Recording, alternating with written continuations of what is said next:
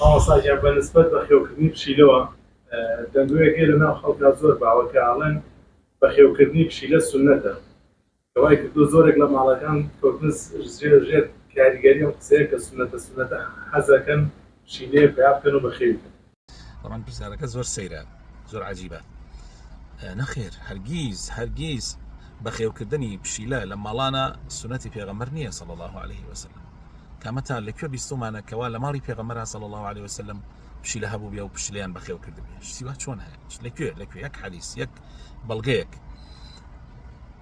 بەڵام ئەوەی کە هەیە لە شریعەتە ئەوەیە کە پرسیارن لە پێغەمبەر کردووە صلی الله عليه وسلم، ئێمە پشیلە دێ بەناو ماڵمانە دێت و ئەڕوا جاران دەرگا و پەنجەرە کە ئێستا نەبووە ناچار، یعنی وەسائلەکان کە ئێستا نەبووە منعی ئەو ئاژەڵانە بکەیت کە تێکەڵ بە ماڵانن، ئاژەڵی ماڵی منعیان بکەیت کە بێنە ماڵەوە. یەکێک لەوانە پشیلە بووە، زۆر جار هاتووە دەمی خستۆتە ناو ئاو، زۆر جار هاتووە شتێکی لەو یعنی تێکەڵێکی هەبووە. ئایا گڵاوە وەکو سەگ وایە ئەگەر دەمی خستە ناو ئاو پێویست بێ حەوت جار بیشۆری جارێکی بەخۆڵ؟ طبعا سەگ حکمەکەی ئەوەیە ئەگەر دەمی خستە ناو قاپی ئەبێ حەوت جار بشۆری بیشۆی ئەو قاپە جارێکی بەخۆڵ. ئایا پشیلەیش وایە؟ نەخێر، پێغەمبەر فەرمووی صلی الله علیه وسلم پشیلە وانیە، چونکە پشیلە ناچاری یعنی تێکەڵ ناو ماڵ ئەبێت، تێکەڵ ئەبێت، چارت نییە. یعنی پشیلەژی حاڵی وایە کە حەزەکە نزیک ببێتەوە لە مرۆڤەکان. ئەو حکمە توندە لەسەر سەگ هەیە، کەمترە لەسەر پشیلە. یعنی سەگ حکمەکەی بە شێوەیە کە پێغەمبەر فەرمێ صلی الله عليه وسلم، فەرمیار کەسێ سەگ لە ماڵە ڕاگیر کا بەبێ عوزر، بەبێ عوزری سپاسەوانی، بەبێ عوزرێکی شەرعی، ئەگەر سەگ ڕاگیر کە گشت ڕۆژێک، یعنی گشت شەو ڕۆژێک، ئەو 2 قیرات لە ئەجر و پاداشتی کەمەکە. 2 قیراتێک بە قەدەری کێوێکە، يعني ئەوەنە حەسەناتت کەمەکە، ئەوەنە چاکەکانت کەمەکە. سەگ بە خێوکردنی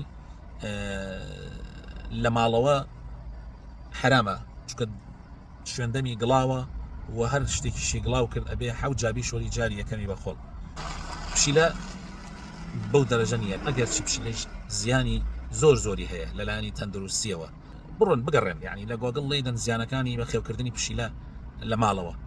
شەرع زۆر توند نییە بەرامبەر بە پشیلە وەکو چۆن توندە بەرامبەر بە سەگ، چونکە زیاتر تێکەڵی ئەبێ و وەکو ناچاریەک شەرع عەفی لێداوە، چونکە پێغەمبەری خوا صلی الله علیه وسلم فەرمێ إنها من الطوافين عليكم والطوافة. بەڵام لە بەخێوکردن لە ماڵە بڵێ ئەمە سنەتی پێغەمبەرە صلی الله عليه وسلم و مناڵەکانمانی پێوە وابەستە بکەین، یعنی لە ڕاستیە ئەمە شتێکی زۆر نابوتە، شتێکە زۆر ناشرینە. هیوادارم ئینسانی مسلمان بە هەندێک شت نەخەڵەتێ، بە هەندێک فتوای سەیر و سەمەرە نەخەڵەتێ. ئێمە ئەڕۆین دائما ئەگەڕین چی فتوایەک وە گوێرەی دڵمان بێ و گوێرەی ئارۆزەکانمان بێ و دوای ئەو فتوایانە ئەگەڕین. وصلى اللهم وبارك على حبيبنا محمد وعلى آله وصحابته أجمعين.